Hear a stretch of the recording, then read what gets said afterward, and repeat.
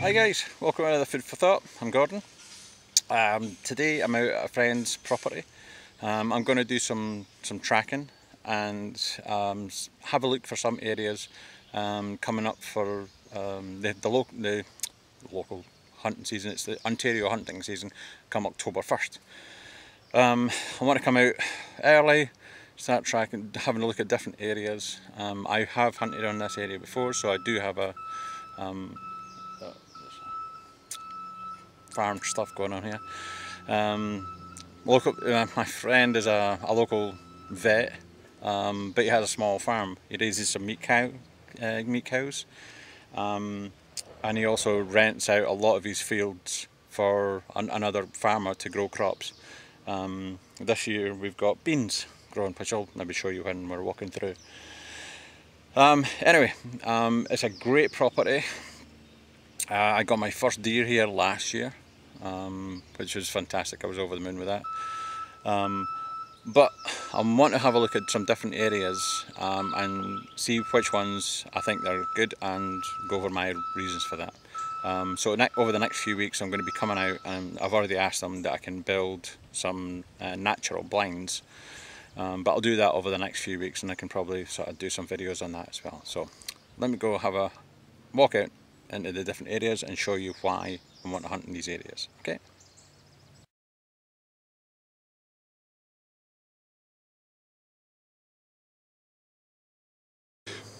Okay, right, so I'm at my first site. This is the area the section that I hunted most of last year, and I'll show you why. Anybody that does hunting, they'll already know. Farmers fields, great way of, if you can get on an edge of a farmer's field, because of the crops, obviously come October into November, they'll obviously be harvesting it. And last year and this year they've got beans, which I'll show you around. So as you see, we've got beans here. Now I'm going to put on a map and show you each individual area as I go through. But this section here, we've got a wooded area here right smack in the middle of the field. So just in here is where I set up my my blind last year. So obviously I get the deer coming along the edge line and up here, but obviously I've also got fields behind this field's over here. There's another field down behind here, way down at the bottom is the River Thames, so it's obviously a great source of water for them. And then over here is another big section of woods, where just over here I kept on seeing a massive big stag coming out of here. I missed him one day coming up the way. So I basically let me turn the face around again. I basically set up get not a better view, but try to get the sun off my face. It's scorching hot today. I set up my decoy. I've got a deer decoy that I set up, and I can set it up about 30 yards away, so that way I get to judge the distance. If it's obviously he's closer than that, it's good shot. Further away than that with my bow and my experience, I probably wouldn't take the shot. Across to the other side of the woods, right opposite here, is 45 yards. And that's where I got my deer last year, but I got him with a shotgun. So I smoked him over there. But anyway, so let me just show you this and why I'm picking this area here. Right, so obviously it's now overgrown again, but this is where I can sit. So I can basically see once I come over and start chopping down some branches and whatnot, So I can basically see from round here all the way around to the corner, and then part way down the field, which I would, once we come to, it looks really overgrown, but once we come to doing October, November, all these trees are going to start to dwindle a lot. Come November, they'll all be down, and you've got a clear view of anything coming up. I had a lot of the vines are down. I went and cut a whole load of vines off last year. I had the chance of there's a big buck in here, and my decoy was further out in the field. He came up this way from the right, and just as I lifted up my bow, it hit the branches above me, spooked him and took off.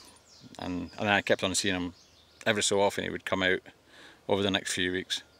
But this is going to be probably my main spot, because all the deer come in here for feeding. I end up putting out salt blocks and all that sort of stuff out here. Once it's been harvested, I put some salt blocks out. I even make up a batch of corn and molasses and put that out, so it attracts them all out. Anyway, that's number one. Let me go and do the other spots. Right, so as you see, this is spot number two. This is a tree stand that I made up a couple of years ago. Somebody had already started it, and they didn't do a really good job of it. So I went and brought some wood out and strengthened it all up, tied it on all properly with the orange ties there. Just zoom in a bit. So that's basically another spot. So zoom back out and turn around and show you from here. Now the tree stand itself is maybe, I don't know, 12 feet in the air or so. So from here, I'll just turn around, I won't go up the tree stand. Once again, I've got the first area was over here and down to the end. So this is this section of wooded area in the middle of the field. So down on the other end, where I obviously captured that is probably one of the better areas. But this area, once again, it's right on the edge of the woods. So I've got the whole bean field from either side. So when we come up through, let me just go through the woods. I'll just show you.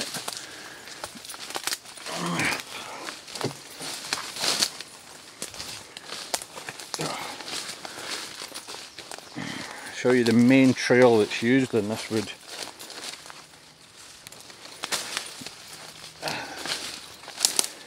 Right, so this is the long here and down through here. This is the main trail up. I mean, there's other smaller areas, obviously, but this is the main trail right down here, which I'll walk down because I've got the other section down here. This goes down to the river. So we have obviously deer coming up here, and then when they enter the woods, they come up behind me, and then obviously in through the woods here, and then into the field. So this is a nice spot to do. So from the tree, so now that I've come through the woods,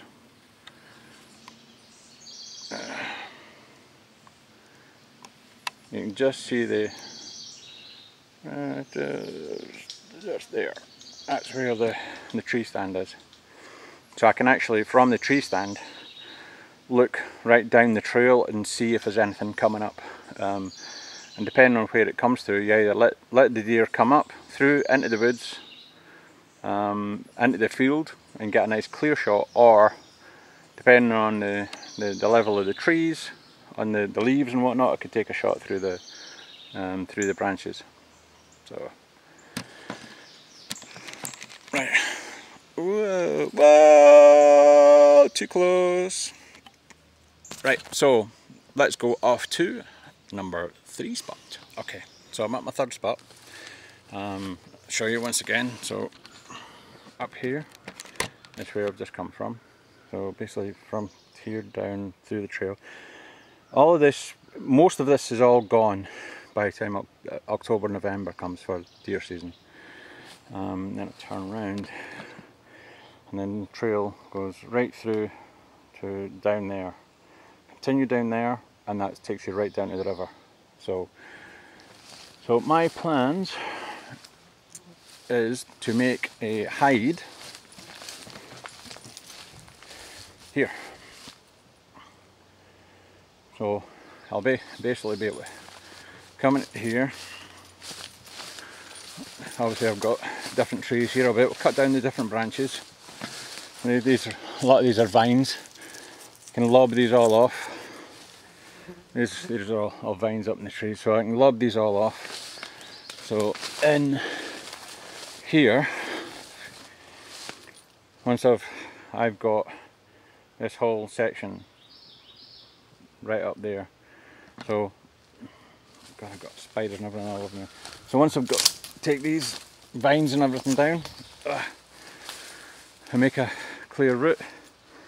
Once I'm in here, start kneeling down.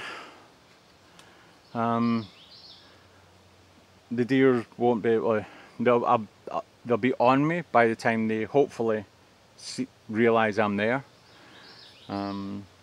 So that's basically got my shooting lane right there. So they basically come up from the river, up here, nice clear shot there. I've got obviously branch trees here. I might cut that one down, so I've got a nice big opening here, but I probably won't. I won't cut that down just for the sake of it. I'll have to have a look at the thing, whether or not it's actually alive or not. There's a lot of dead trees around here, so I can take down. But I've basically got spots right down here that I can take a nice clean shot, and you're lucky if I'm 10 yards away, so that'd be a nice clean shot.